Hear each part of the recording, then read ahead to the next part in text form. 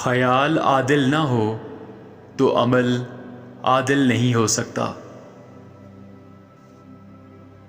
انتظار ایک طاقتور منہ زور گھوڑے کی طرح ہے، اگر سوار کمزور ہو تو گر کر مر جائے گا، اور اگر سوار شہسوار ہو تو آسودہ منزل ہوگا۔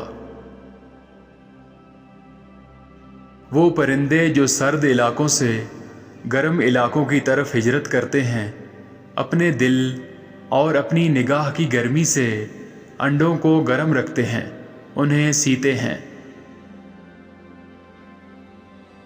زلزلے سے پہلے جانور اور پرندے مضطرب ہو جاتے ہیں۔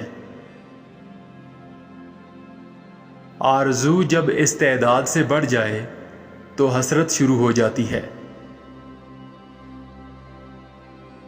کامیاب فاتح آخر ایک قاتل ہی ہوتا ہے، ہلاکو یا سکندر اعظم، کام ایک ہی ہے اور غالباً انجام بھی ایک ہی ہے۔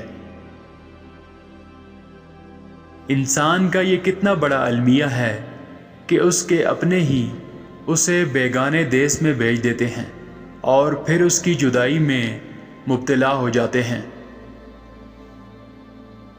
بڑھاپا دراصل جوانی اور جواں فطری سے علیحدگی کا نام ہے۔ در حقیقت ہر حقیقت حجاب حقیقت ہے۔ نیند عابد کو عبادت سے محروم کرتی ہے، گنہگار کو گناہ سے بچاتی ہے۔ ہر طاقتور کے اوپر ایک طاقت مسلط ہے جو شاید محسوس نہ ہو، لیکن یہ اپنا کام کر رہی ہے۔ آج کا انسان سکون کی خاطر آسمانوں کے دروازے کھولنے چلا گیا ہے، لیکن اس سے دل کا دروازہ نہیں کھلتا۔ اگر دو آدمی ایک دوسرے کے لیے کچھ نہیں کر سکتے یا نہیں کرنا چاہیے تو انہیں ایک دوسرے کے لیے اضافی آشنائی کا بوجھ نہیں بننا چاہیے۔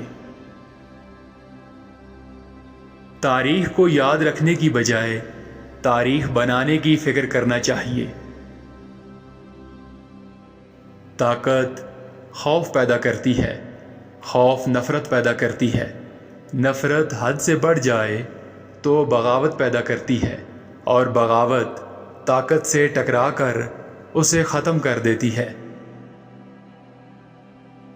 اگر ہم تمام شعبہ حیات میں زندگی کے فرائض ادا نہ کریں اور معبود کی عبادت جاری رکھیں تو یہ منشاء عبادت نہیں۔ کامیاب مسکراہٹ میں بڑے آنسو پنہاں ہوتے ہیں۔ موت سے بچنے کی کوششوں نے ہی انسان کو ہلاک کر دیا ہے۔ پیٹ میں آگ ہو تو دل میں سکون کہاں؟ اندیشہ امید سے ٹلتا ہے، امید رحمت پر ایمان سے حاصل ہوتی ہے۔ آرزو اور استعداد کے فرق سے حیرت پیدا ہوتی ہے۔ انسان کا مطالعہ چھوڑ کر کائنات دریافت کرنے چلا ہے، اور کائنات کی عظیم و لامحدود وسعتوں میں تنہائیوں کے سوا کیا ملے گا؟ اگر تمنا ہوس پرستی بن جائے تو انتظار عذاب ہے۔ اگر جوانی میں انسان اپنے مستقبل کا خیال رکھے تو بڑھاپے میں حسرتوں کا شمار بہت کم ہوتا ہے۔ خواب کو حقیقت مان لیا جائے تو تعبیر کی حقیقت ایک اور خواب بن کر رہ جاتی ہے۔